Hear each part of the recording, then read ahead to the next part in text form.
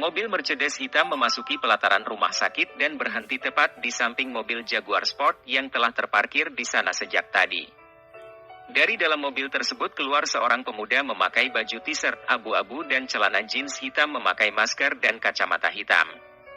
Setelah memperhatikan keadaan di sekeliling, pemuda itu berjalan memasuki rumah sakit tersebut dan bertanya kepada petugas administrasi yang bertugas sore itu. Begitu mereka selesai bertanya jawab, pemuda bermasker itu segera berlalu meninggalkan petugas administrasi dan terus berjalan menelusuri lorong rumah sakit tersebut dan berhenti tepat di salah satu kamar. Saat itu Rian, Daniel, Rico, Arslan dan Ivan yang ditemani oleh Lorna sedang berbincang-bincang, dikejutkan dengan ketukan dari arah luar tepat di pintu kamar tempat Ivan dirawat. "Tolong bukakan pintunya sayang," kata Ivan meminta tolong kepada Lorna untuk membukakan pintu tersebut. Lorna segera beranjak dari duduknya dan melangkah ke arah pintu. "Siapa di luar?" tanya Lorna sekedar bertanya. "Dokter yang akan memeriksa pasien," jawab satu suara dari luar. Begitu pintu dibuka, tampak seorang yang dari perawakan serta usia yang sebaya dengan mereka berdiri di luar. "Siapakah Anda ini?" tanya Lorna sambil bertindak waspada. Lelaki yang memakai masker itu tidak menjawab. Dia segera mendorong Lorna dengan lembut untuk membuka jalan dan segera menghampiri kelima pemuda yang berada di ruangan tersebut. "Kau?" kata Rian terkejut begitu melihat lelaki bermasker itu. "Ya, aku," kata lelaki itu sambil menarik kursi dan segera duduk. Melihat sikap acuh tak acuh dari tamu yang datang tanpa diundang itu membuat Arslan dan Rico segera waspada. Mereka berdua menatap tajam ke arah lelaki itu dengan sikap menunggu kalau lelaki itu bertindak di luar batas. "Sudahlah, kendorkan sedikit ketegangan kalian berdua. Aku tahu kalian sudah tidak memiliki kemampuan lagi untuk bertarung," kata lelaki itu.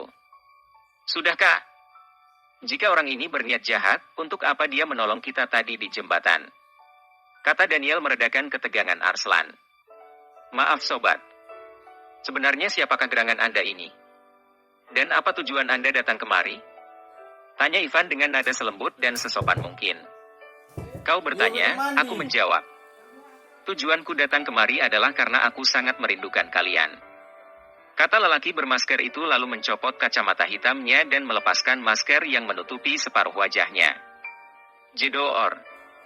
Cetar. Semua yang ada di ruangan itu terpana bagaikan terkena hipnotis begitu lelaki itu membuka masker dan kacamatanya.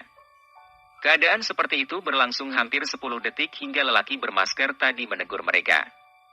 "Hei, apakah aku begitu menakutkan bagi kalian?" tanya lelaki itu heran. "Kau, Jerry. Oh Tuhan, apakah ini nyata?" kata Daniel sambil menampar pipinya dengan keras. "Bodoh. Pipi sendiri ditampar. Ya sakitlah," kata lelaki itu. Spontan keempat pemuda itu langsung menubruk lelaki yang bermasker tadi sampai-sampai Ivan pun lupa kepada penyakitnya dan melompat dari ranjang untuk ikut-ikutan menubruk lelaki yang bermasker tadi. "Apa kataku? Dia benar-benar Jerry kan? Kalian yang tidak mau percaya kepadaku," kata Rian sambil tertawa bercampur tangis. Lorna yang memperhatikan adegan itu terdiam bagai patung sambil menekap mulutnya yang ternganga. "Katakan pada kami Jerry, bagaimana kau bisa selamat?" tanya Ivan sambil memijit-mijit bahu Jerry. "Iya. Ayo ceritakan Jerry," kata Arslan pula menambahkan. "Ya ampun. Terima kasih Tuhan. Engkau telah mempertemukan kami kembali," kata Rico sambil mendongak menahan genangan air matanya agar tidak tertumpah. "Ceritanya panjang," kata Jerry sambil menarik nafas. "Kalau panjang, diperpendek saja," kata Daniel sambil merangkul pundak Jerry. Aku juga tidak menyangka masih diberi umur panjang oleh Yang Maha Kuasa. Menurut Dewa Penolongku, sangat tipis harapanku untuk hidup," kata Jerry berhenti sejenak. Kini dia mulai menuturkan kisahnya. "Setelah kejadian itu, aku dibuang oleh mereka ke bawah jembatan dan hanyut dibawa oleh arus sampai ke Mountain Slope dan ditolong oleh seorang gadis. Kau pasti ingat tentang gadis berbaju merah yang tanpa sengaja tertangkap kameraku waktu itu kan Daniel?" tanya Jerry. Ya, aku ingat itu," Kata Daniel sambil terus memasang wajah serius. Nah, gadis itulah yang menolongku. Kata Jerry. Kau hanyut terbawa arus sampai ke kampungku. Apakah ayahku mengetahuinya? Tanya Rian. Ayah MU bertemu denganku setelah aku berada di hilir sungai itu selama lebih 3 bulan. Kata Jerry. Lalu, bagaimana kelanjutannya Jerry? Tanya Ivan. Setelah aku ditolong oleh gadis itu, ternyata dia tinggal bersama ibunya dan kakek Malik. Kata Jerry. Kakek Malik? Kau beruntung Jerry. Dia adalah jawara tua di kampung itu. Sebenarnya dialah kepala desa yang asli sebelum menyerahkan jabatan itu kepada kakekku dulu. Kata Rian. Ya, bisa dikatakan begitu. Hampir 3 bulan aku tidak bisa berjalan karena banyak tulang yang lepas dari sendi dan beberapa ototku yang pecah. Aku merinding ketika membayangkan kakek Malik berkata bahwa aku selamat dari amnesia karena cedera yang sangat parah di bagian kepala. Entahlah, mungkin Tuhan masih sayang kepada hambanya yang kotor ini. Kata Jerry dengan raut wajah penuh kesyukuran. Lalu sekarang apa rencana MU Jerry? Tanya Daniel.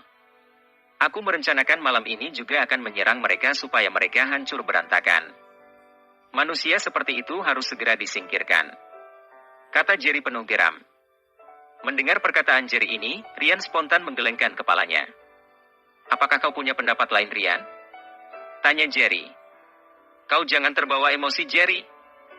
Bayangkan jika kau menyerang kubu Ramendra ini. Berapa banyak yang akan mati? Berapa banyak wanita yang akan menjadi janda? Ada pepatah mengatakan, ketika perang sudah pecah, yang menang menjadi arang dan yang kalah menjadi debu. Kata Rian mengemukakan keberatannya. Inilah tujuanku menemui kalian.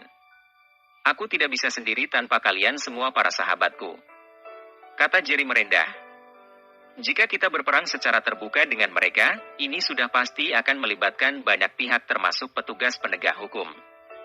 Kau mampu dengan kekuatan uang MU untuk memenangi ini semua. Tapi coba kau bayangkan bagaimana dengan korban yang telah berjatuhan nanti. Apakah keluarga yang ditinggal akan menerima begitu saja harga nyawa tulang punggung mereka dibayar dengan uang? Tidak semua bisa dibeli dengan uang. Itu yang harus kau pahami, Jerry. Kata Rian. Kami telah melakukan peperangan dengan Ramendra ini hampir 6 bulan ini. Tapi perang taktik, bukan adu jotos. Dan rencana yang telah kami susun baru berjalan setengahnya. Masih banyak rencana lain yang belum terlaksana. Kata Rian lagi menambahkan. Coba kalian kemukakan apa rencana yang telah kalian atur? Pinta Jerry. Beberapa hari lagi akan ada pertarungan antara orang-orang kaya dalam memperebutkan hotel Mega di Megatown. Rencananya kami akan ikut ke sana untuk menjadi pengacau. Aku akan pastikan bahwa adu gengsi akan berlangsung di acara pelelangan itu nanti. Untuk hal seperti itu, maka Daniel adalah rajanya. Kata Rian sambil menepuk pundak Daniel.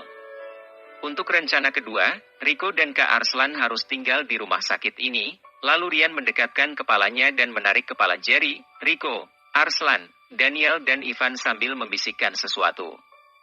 Bagaimana menurut kalian? Tanya Rian. Itu ide yang sangat cemerlang. Tanpa pertumpahan darah, tanpa ada nyawa yang melayang. Ini namanya membunuh tanpa menyentuh. Kata Ivan memuji rencana Rian. Bersama